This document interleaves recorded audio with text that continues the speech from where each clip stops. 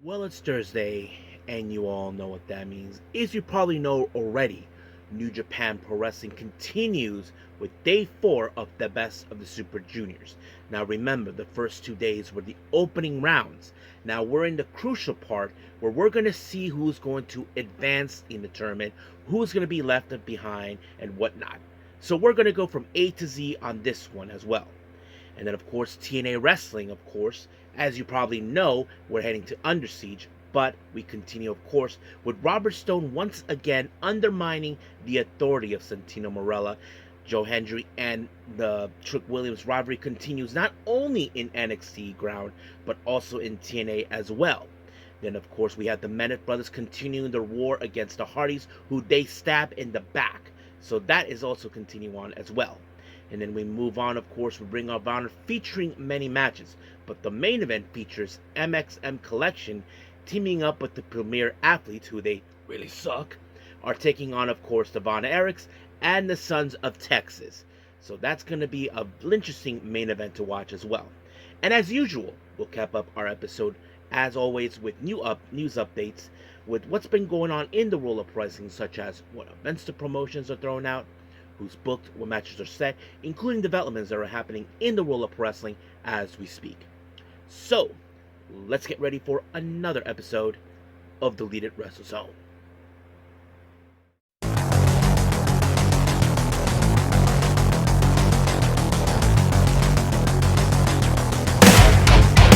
Are you ready? Get up, get up! Get up, get up! Get up, get up! Get up, get up! Get up, get up! Get up, get up!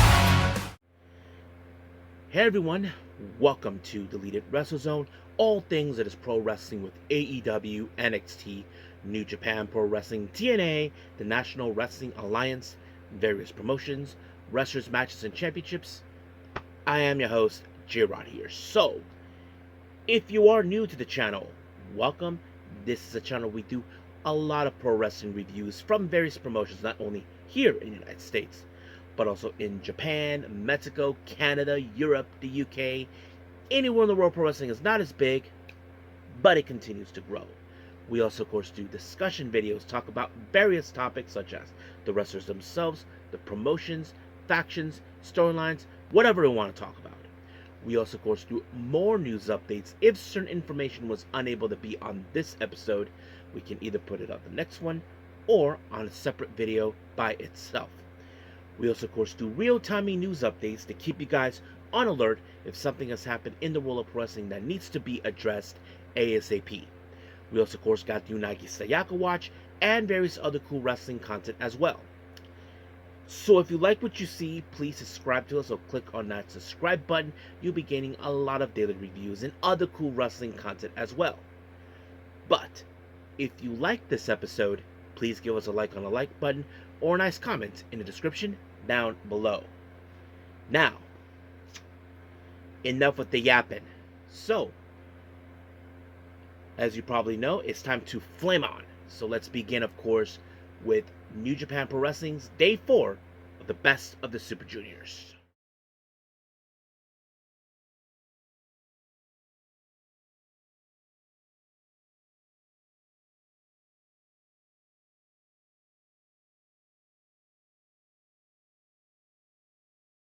Okay, New Japan Pro Wrestling.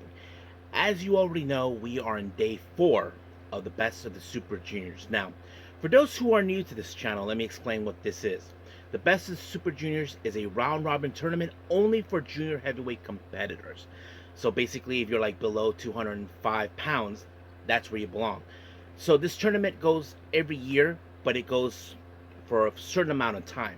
The best way to win is by either getting by pinfall, submission, count out, or whatever, however you do so. And if you win, you get 2 points. But if you don't win, you get 0. However, in the time of a double countout or a double pinfall or time limit draw, you only get 1 point. So these points are analyzed along as we go. But however, near the end, it gets a little tricky because certain wrestlers might have to advance when it has to, or others will be eliminated. So when we get close enough to do that, that's when I'll explain it to all of you, because I pay attention to these stuff. Now, the idea of this tournament, as if you guys are probably wondering, if you win, you get an opportunity for a shot of the IWGP Junior Heavyweight Championship, currently in the hands of El Desperado, who is one of the best. So basically, who walks away in it. However, the champion himself is also in the tournament. Now, in the case of if the champion wins the tournament, he can call out for an opponent of his choosing.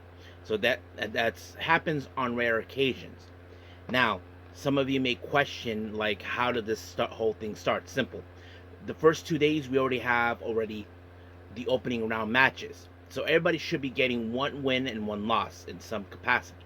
But at some point, that's when, of course, we see the changes, where who's going to be advancing undefeated, who's still at the bottom. But at some point during the tournament, things will change. But right now, we're not in that situation. So let's begin, of course, with our first match. We start with the B block. Now, this one opened up with Sho versus Ryosuke Taguchi. Now, however, we all know Sho as a member of the House of Losers. Well, you know, they play tricks. However, he tried to play the same trick that he played with his former tag partner, Yo. Well, of course, Yujiro Takahashi was waiting for him at the curtain, but Taguchi tried to avoid him. But unfortunately, he couldn't avoid Sanada, even though we thought Evil was there. But Sanada was there. But this match ended quickly after 5 seconds, because Sho, while he was seeing that, of course, Taguchi was running, he was removing one of the safety features of the turnbuckles. But that was a big mistake out of his part, because his dumbass, well, apparently he got himself caught in that with the exposed turnbuckle, got schoolboyed by Taguchi, and just like that, 1, 2, 3, it was over. However, of course, Sho was trying to cross the line by whacking Taguchi with the wrench, but Taguchi saw that he was in between the ropes. He got kicked in the gonads, but he wasn't the only one who got kicked in the gonads using the ropes. So did, of course, Yujiro and Sanada. So, in some terms, Taguchi walked away with the last laugh. But however, in the point system, Taguchi has 2 wins and 1 loss. And as for Sho, well, 1 win and 2 losses. So basically, we'll see how things will progress from there. Now, jumping into the A block, we have Dragon Dia versus Clark Connors. Now, nothing too special about this match. We know that Clark Connors is a very dangerous wrestler. He would do whatever it takes to pick up the win. Of course, he is like the motto of the Bullet Club War Dogs: either you win championships or bring home body bags. Well, he did not do either, because he ended up lose after Dragon Dia applied a Hurricanrana, and just like that, 1, 2, 3, over. So Dragon Dia walked away with a total of 4 points, basically 2 wins and 1 loss. As for Clark Connors, 2 losses and 1 win. Now we jump back to the B block. We have Kevin Knight versus Yo. So of course, an interesting matchup. I mean, these two guys have faced up before in the past, either in tag team or in singles action. But the real question is, as you probably know, these two were at the bottom of the pile with just 0 points since it started. They were unsuccessful picking up their first win. But the real question is, who will be the first one to pick a win out of this one? Well, it turned out to be Yo with a dragon suplex, and just like that, 1, 2, 3, Yo picked up his first win. So basically, he had 2 losses and 1 win. Next, now we go back to the A block. We have Ninja Mac versus Kushida. You probably can guess this was going to be a fantastic match, and I have to say it was. But one thing that was interesting is Ninja Mac was intending to apply like his own version of the hoverboard lock, but failed miserably because Kushida was able to overturn that, but it was unsuccessful. So he tried a different measure. So he applied Back to the Future, and just like that, 1, 2, 3. Kushida picked up the win, getting his first 2 points, leaving Ninja Mac and him with the tie of 2 points each. But, however, their record is 1 win and 2 losses, both of them.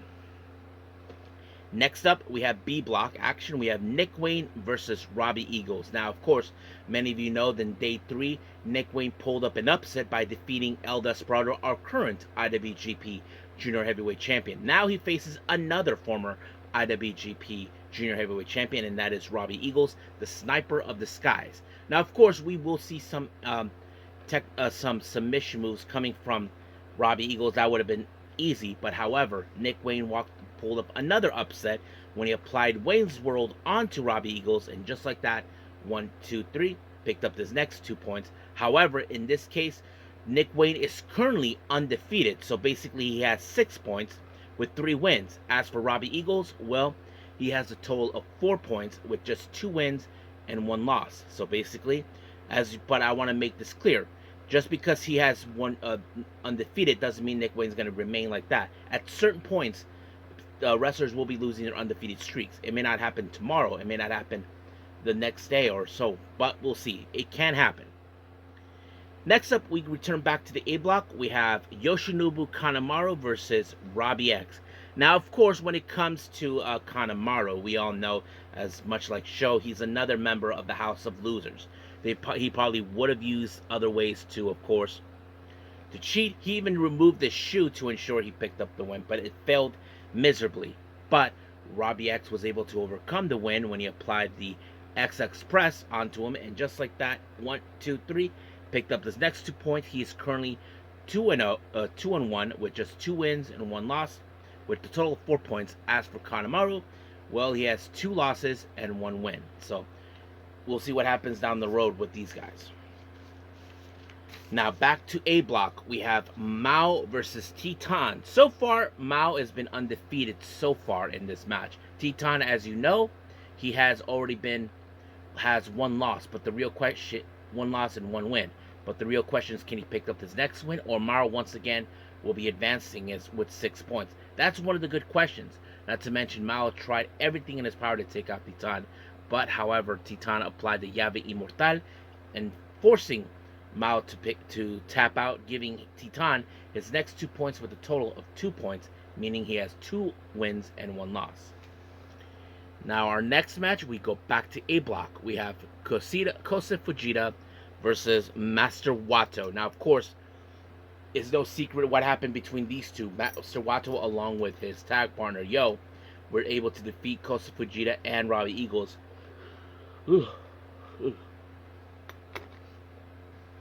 for the IWGP Junior Heavyweight Tag Team belts. However, I wouldn't be surprised if Kosa Fujita treats it as a revenge to ensure he gets it to get payback of that loss. But however, Kosa Fujita was able to pick up the win when he applied the throw ride, and just like that, 1, 2, 3 is over.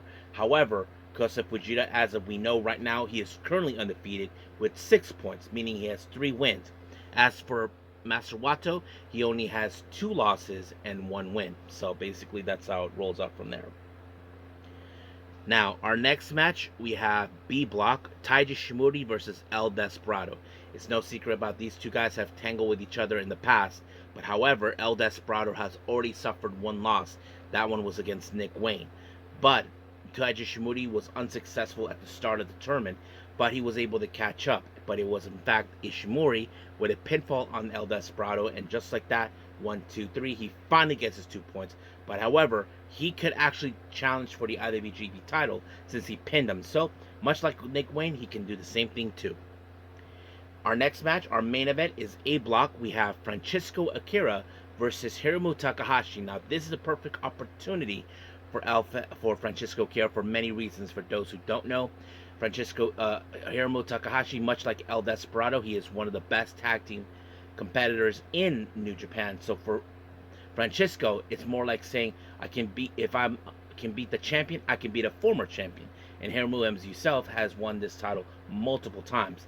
But it was Akira with the submission onto Hiromu, and just like that, Hiromu had no choice but to tap out, giving Francisco Akira his next 2 points. So currently, right now, he has 2 wins and 1 loss. As for Hiromu, well, he's at the bottom of the pile with 0 points. So we'll see how progress we get with the best of the Super Juniors as we go, and we'll call it from here. So let's move on with TNA.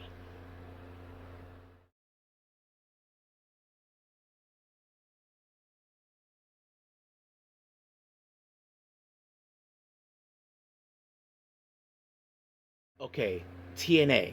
We opened up with women's tag team action Tessa Blanchard teaming up with Victoria Crawford against Masha Slamovich and a partner of Mr. Stone's choosing. It turned out to be Nikita Lyons, which was very interesting. Now, we weren't too sure what Mr. Stone was planning. We know Mr. Stone believes that TNA needs a real champion like someone like Victoria Crawford, because he doesn't think that Masha Slamovich is the right fit to lead the Knockouts division. But however, this match ended in disqualification when Tessa Blanchard tried to bring in a chair, but Masha Slamovich used it and disqualified herself. But however, Santino Marella was not satisfied with the idea how this match turned out, so he requested for this match to be restarted. But however, Mr. Stone, once again being the little prick that he is, decided to overrule the restart. Of course, Mr. Stone feels that TNA needs to be better leadership. But of course, this is going to irritate him most for Santino. Now, Tom, of course, our commentator, was having an interview about Cody Deaner, talked about his past, his accomplishments, and all that, which is real nice. I mean, he talked about his family and all things like that. So we'll see how things roll up with him. Now, our next match, we have, of course, the Dumb Hands, better known as the Great Hands, taking on the Rascals. As you know, they're still complaining and bitching about how things have turned upside down for Mustafa Ali.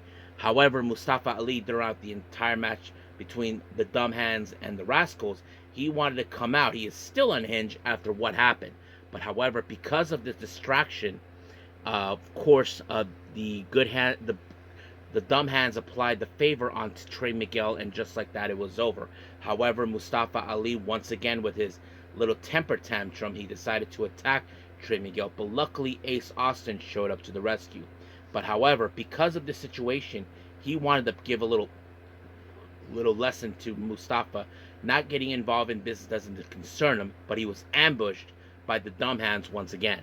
But however, he has to maintain focus because he's part of the #1 contendership in a four-way. It's Ace Austin versus Matt Cardona versus Mance Warner versus Elijah. Now, what's interesting about this match, many people would have assumed that Matt Cardona and Mance Warner will be on the same page. Well, it was not, because Matt Cardona was attempting to whack Mance Warner with the chair, but luckily Stephen Landers, who used to be an associate of Matt Cardona, helped. But however, Matt Cardona was able to pick up the win when he applied the radio silence onto Ace Austin, and just like that, 1, 2, 3, brand new winner. Now, Tessa Blanchard, as you know, has no love lost for Ariana Grace, who serves as the liaison between NXT and TNA. She feels that someone like her had no business being in TNA, or let of course, that she doesn't deserve it. And of course, Tessa Blanchard slapped her. Now, First Class, as you know, once again did the usual show called The Penthouse, called O'Shea Jackson, because as you know, those who know who O'Shea Jackson is, he is the son of legendary rapper and member of the NWA, Ice Cube. However, of course, O'Shea was not a big fan of First Class, even though, of course, First Class act like they think they're at the top of the high society. But luckily, Mike Santana decided to ruin the party, and of course, O'Shea Jackson and Mike Santana seems like they're becoming good friends, which is good. Now, our next match, the in-ring debut of Indy Hartwell versus Kelsey Heather. Now, of course, many people were wondering how she was going to. I have to say, she did pretty good. Now, I can't say that this is one of the best matches, but seeing her having her debut in TNA was great. She was able to pick up the win when she applied what she called her donut. That's what she calls it. So she picked up a good win, a good start. However, the fun just begun. While she was in the back getting an interview, she was really interrupted by Tasha Steelz. As you know, she is bitching and complaining because Mustafa Ali was escorted out. But Indy Hartwell wasn't having it. But sooner or later, of course, Indy and Tasha may have to clash at one point. Now, our next match, we have Xia Brookside versus Rosemary. Now, we know these two have dealt with each other before. However, things were becoming interesting. Now, remember, Xia Brookside refuses to stoop in the same level as Rosemary. But however, things got out of control because Rosemary was attempting to apply the green mist on Xia, but she was able to block it, choking her out. And then she tried to choke her out of the ring. But of course, Brooke just snapped. Not in a bad way, more like she just had enough with Rosemary's shenanigans, and all hell was breaking loose. Luckily, Ling Ying Lee was there to help her out to deal with Rosemary. But sooner or later, those two will meet up at some point. But the match itself was thrown out. I'm going to presume that this went into a no contest. Now, once again, as you know, Mr. Stone, who's been nothing but a problem, decided to put, of course, in a match at Under Siege, Tessa Blanchard versus Ariana Grace. Which, of course, Ariana is determined to send her back.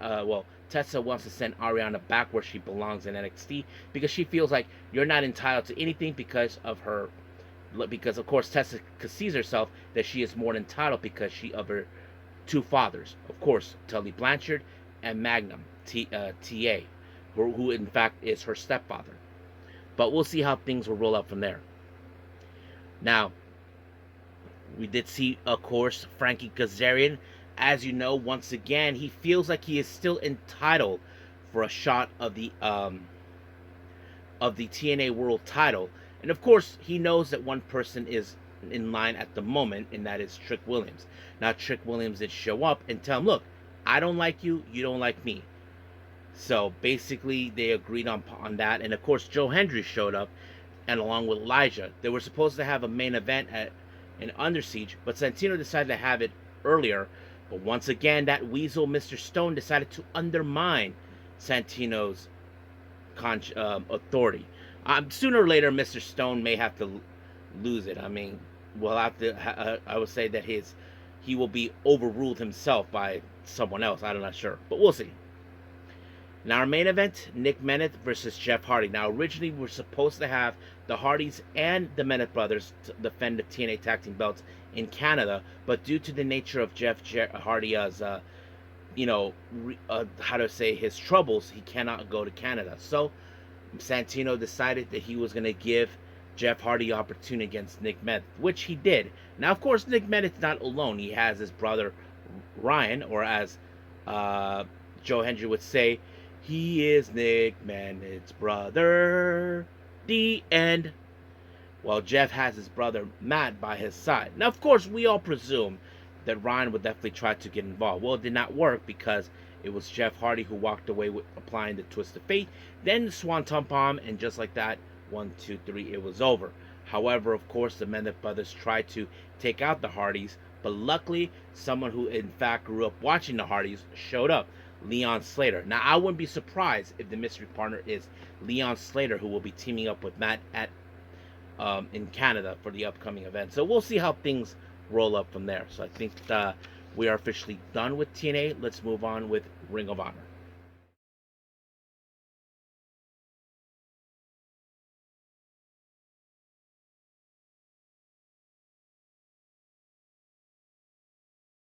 Okay, Ring of Honor.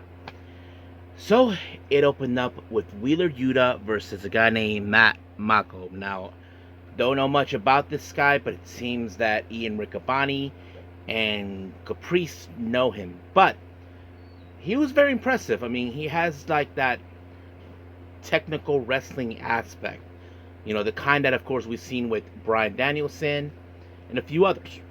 But, of course, Wheeler Yuta was going to walk away with the win when he applied a submission. And just like that, Matt just tap out and just gave up, just like that. Now, Tom Filthy Lawler, many of you know him, former MMA fighter, now wrestler. He was talking about Josh Woods. Now, we haven't seen Josh Woods in a while, but it seems like something is up, like there's going to be a match between those two. I'm not sure. There was like a video promo or where Tom was talking about him, and of course something is going to go on. I don't know what exactly the plans are, but it's kind of interesting. Now, our next match, we have Trish Adora of the Shane Taylor Promotions taking on Rachel Ellering, the daughter of Paul Ellering. The match was pretty good, not going to lie about that. But I think many people question who's going to walk out. Well, Trish Adora was able to walk out with the KO, and just like that, 1, 2, 3, it was over.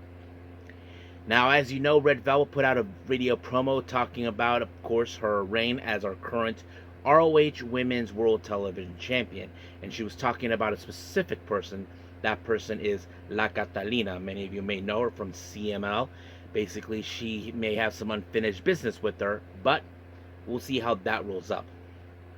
Our next match, we have the members of the Frat House, consistent of Cole Carter and Griff Garrison, taking on, of course, the Dark Order, Alex Reynolds and Evil Uno. As you know, the Dark Order's former teammate, Preston Vance, is part of the Frat House. Now, when it comes to the Frat House, we know that Jack Jamison and Preston will attempt to interfere in this match without the ref noticing. Well, that's exactly what happened. Of course, they got involved, but it was Preston Vance that took out Uno and gave Griff Garrison the opportunity, the opening, to pin, of course, Evil Uno, and just like that, 1, 2, 3, it was over. Now, our main event, we have MXM Collection and the Premier Athletes, Aria Davari and Tony Nese, along with that idiot Smart Mark Sterling by their corner, taking on the Von Erichs, Ross, and Marshall, and of course the Sons of Texas. It's interesting to see all four of these guys from Texas. They should call themselves the Texas Alliance or something, I don't know. But anyway, as you all know, these guys had a deal with the MXM Collection recently, last time. And now, I don't know what's the role with the Premier Athletes. But of course, we all know when it comes to the Premier Athletes, that idiot who thinks he's an attorney, well, he gets in the way. But he got a taste of his own medicine by none of the Dustin Rhodes when he gave him a kick in the gonads. But, of course, it was Von Erichs with the infamous Iron Claw onto both the Premier Athletes, and just like that, it was over. But however, don't forget this coming Saturday, Sons of Texas, Sammy, and Dustin will be dealing with the Crew for the #1 contendership for the AEW World Tag Team belts at Double or Nothing. So basically, the Crew show up. Basically, they know that nothing will stand in their way. So we'll see how things will roll up from there. But I think that's pretty much it what we have for Ring of Honor. Let's move on with our last and final thing, news updates.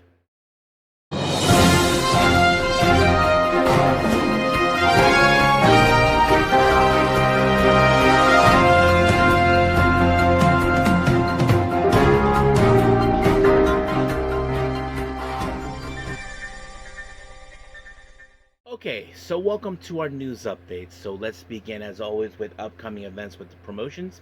As you know, we're getting closer to May 17th for the annual Crockett Cup by the National Wrestling Alliance in Philadelphia. Apparently there's going to be a women's tag team match. We have, of course, TMVMA taking on the Island Twins, known as the Tongan Twins. TMVA consisting of Tiffany Nieves and another person, I forgot who else. So yeah, that match was announced. Now, as you all know, on May 24th, it will be the annual 1-year anniversary of course, of MARIGOLD or so, and they just announced a card.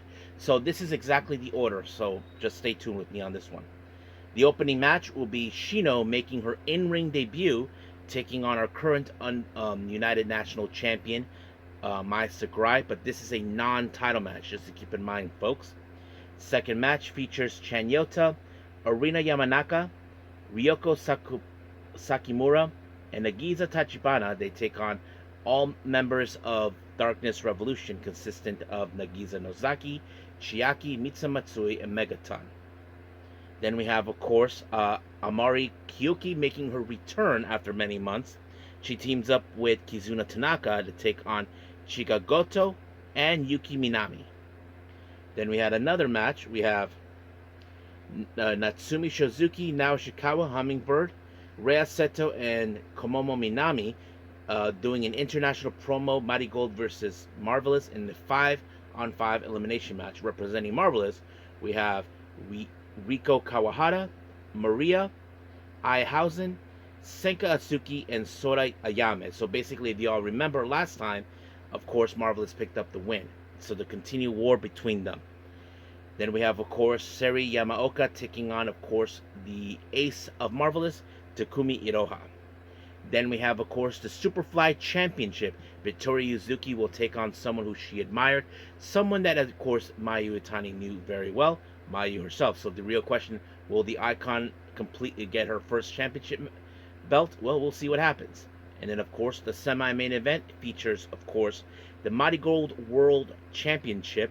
Utami Ishida will defend her championship against Mirai. And then the main event is, of course, the retirement match for Nana Takahashi taking on Miku Ano. So basically, as you all know, this will be Nana Takahashi's final match, and she'll be officially retired, joining, of course, Meiko Satomura and various others that we have seen so far. Now, Texas Promotions, Texas Wrestling Cartel announced for their Blood Money event on the 24th as well. We have Calientita will take on Izzy Moreno. Then we have the GCW event, the top play, that is from Hartford, Connecticut, on the 5th of July. Matt Tremont, Dr. Redacted, Ace Romero, and Ultra Madness Black. So basically, there's that. And then we have the collaboration event between Prestige Wrestling, West Coast Pro, and Deadlock Pro Wrestling for the Cruel Summer on the 26th of July. They announced Mad Dog Connolly. So that's pretty much it for the upcoming events. Let's talk about certain developments. Very interesting, sad news here. Jim Ross confirmed recently that he has been diagnosed with colon cancer. Of course, that's something that anything could happen. But however, it was also revealed that he will be undergoing surgery within a week or two. But our prayers will go on to Jim Ross, and I hope he recovers well and he's cancer free. I think many of us will want that. TNA has announced that Steve Maclin, as you know, he's defended his TNA International Championship in a dog collar match. Well, apparently he suffered a minor skull fracture, so he'll be out of action for a while, which of course makes sense why they named #1 contender for the recent TNA match that they just had that we reviewed. Many of you know this. Jakara Jackson, who is one of the most recent releases from WWE, apparently should rebrand herself into Mara Sade. So basically, she has a new name. Now she goes by Mara Sade. It's still unclear what's next for her. We do know she has her sights set on Stardom, but it's still unclear what's going to be her plan. But I'll stay close to this to see where she goes from here. Now, if you guys saw what happened in Dynamite, Mina Shirakawa had a different entrance theme. However, fans pointed out about this. They say they did not like that. But here's the interesting part. Tony Khan saw this and decided, what the hell, let's go back to the old theme. And just like that, when Mina won the 4-way eliminator match, well, they went back to the theme song that we all know and love very much. So it's interesting that he paid attention. It's like, okay, let's go revert back. Now, many of you may have heard this or not. It seems that AEW Dynamite has already had raised their viewership. Apparently, it went up to 682,000 views. The last time it was like below that, like 629. So that is pretty good. And it said, according to the information, they beat out NXT on this one. So that's pretty good. I have to say they're doing a little more better, but hopefully they get back on top like they should have been. Now, many of you know this already. Recently, Nikki Bella officially divorced her husband Erichs after a call of domestic violence. Now, TMZ reported this completely about the divorce. Now, this is what they put out. Let me pull it up real quick for all of you. So, here it is. Nope. Yeah, here it is.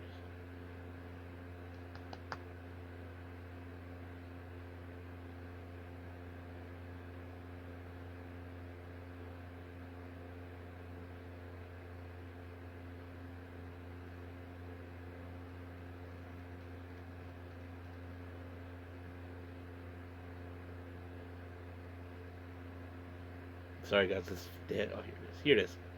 Okay, so this is what TMZ confirms. As part of the divorce and custody arrangement, Nikki Bella will have to pay her ex-husband Artem $300,000 and $500,000 monthly in child support. They will have to share custody. Nikki will have to make 2 payments of $100,000 each as part of the agreement. $100,000 is to be paid now, and $100,000 to be paid at the end of 2025. We wish this success in the new chapter of your lives. So yeah, so basically that's what's happening. So basically Nikki Bella has to pay for child support. That has to pay Atrium for child support on that, which of course is I'm sure Nikki Bella probably did not like the situation, but it seems that they're gonna have joint custody of their kid. I'm really feel sad that this kid is caught in the middle, but yeah. Now, as you probably know, Matt Cardona, formerly known as Zack Ryder, was recently in Chris Van Vliet. Now, many of the WWE fan base will probably say, when he's coming back, we want to see him back. Well, he talked about this with Chris Van Vliet recently, and this is what he said. Return to the company, honestly, yeah, but obviously I'm missing something. I don't know what it is. I have reached a few times, but there's no offer.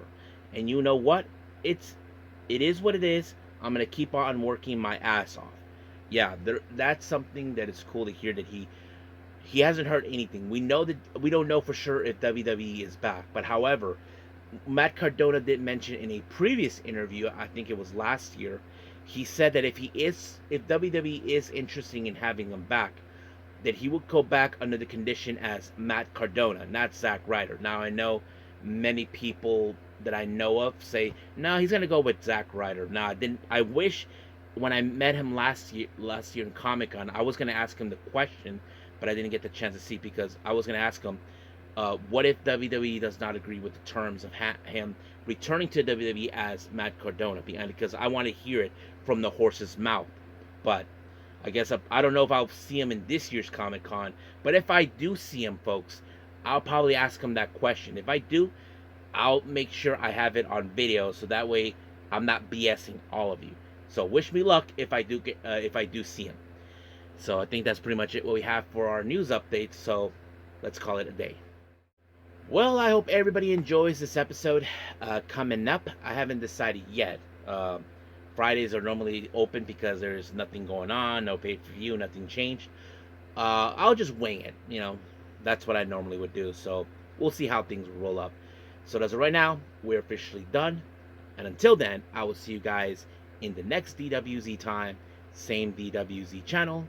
I must bid all of you adieu. So, goodbye. And have a nice day. Bang.